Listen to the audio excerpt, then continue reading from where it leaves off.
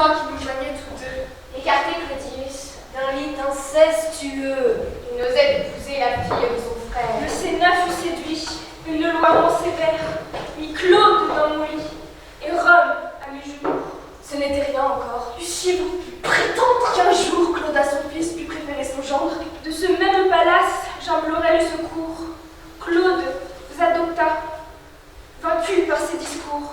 Vous appela Néron et du pouvoir suprême Voulut, avant le temps, vous faire par lui-même. Cependant, Clodius penchait vers son déclin, ses yeux longtemps fermés S'ouvrirent à la fin. Il connut son erreur, occupé de sa crainte. Il laissa pour son fils échapper quelques plaintes. Et voulut, mais trop tard, assembler ses amis. ses gardes, Son palais, son lit m'était soumis. Je lui laissai sans fruit consumer sa tendresse. De ses derniers soupirs, je me rendis maîtresse. Mes soins, Son apparence, épargnant ses douleurs. de son fils en mourant, lui cachèrent les pleurs. Par mes ordres trompeurs, tout le peuple excité, du prince déjà mort demandait la santé. on dit Claude, Et le peuple, étonné de son sort, apprit en même temps votre règne et sa mort. c'est le sincère aveu que je voulais vous faire. Voilà ton forfait, Voici le salaire. du fruit de tant de soins, Athènes jouissant, En avez-vous 6 mois paru reconnaissant? que lassé d'un respect qui vous gênait peut-être, Vous avez affecté de ne plus me connaître. Aujourd'hui, je promets Junie à votre frère. ils se flattent tous deux du choix de votre mère. Que faites-vous? Uniquement levé à la coupe, devient en une nuit l'objet de votre amour. Je vois de votre cœur Octavie effacé, Prête à sortir du lit. où je l'avais placé. Je vois pas la panique, votre frère arrêté. Vous attendez enfants jusqu'à ma liberté.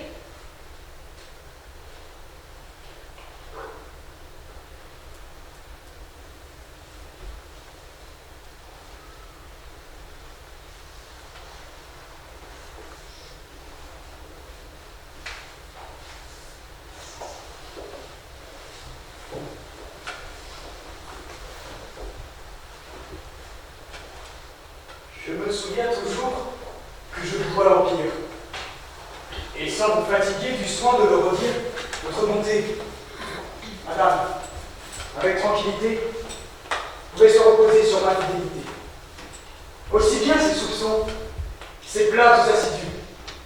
On fait croire à tous ceux qui les ont entendus que jadis, j'ose ici le dire entre nous, vous n'aviez, sous mon nom, travaillé que pour vous. Tant d'honneur, disait-il, tant de déférence. Sont de ces bienfaits de faible récompense? Quel crime a donc commis ce fils tant condamné? Et ce pour obéir, il l'a couronné. N'est-il de son pouvoir que le dépositaire?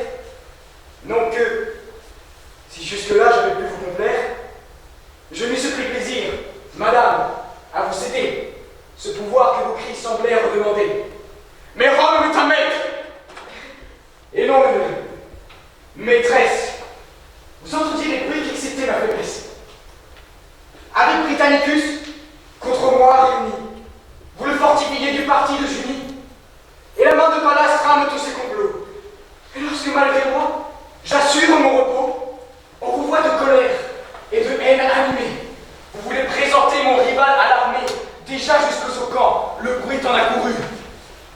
Moi, le fer empereur, ingrat, n'avez-vous cru? Quel serait mon dessein? Qu'aurais-je pu prétendre? Quels honneurs dans sa cour, quel rang pourrais-je attendre?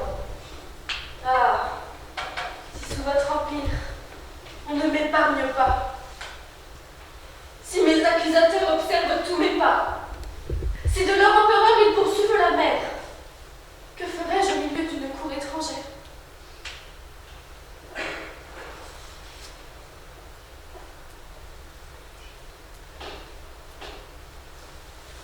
Ils me reprocheraient non des cris impuissants, des desseins étouffés aussitôt connaissants, mais des crimes vous, commis à votre but, et dont je ne serai que trop tôt convaincu. Vous ne me trompez pas, je vois tous vos secours. Vous êtes un ingrat, le fûtes toujours.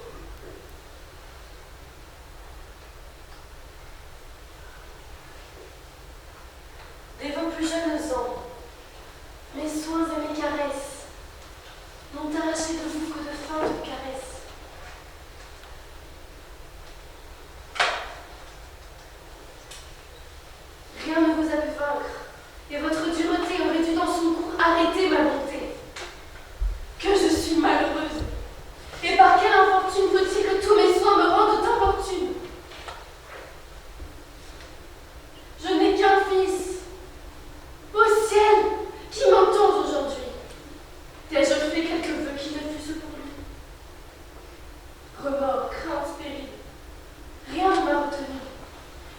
vaincu ces mépris.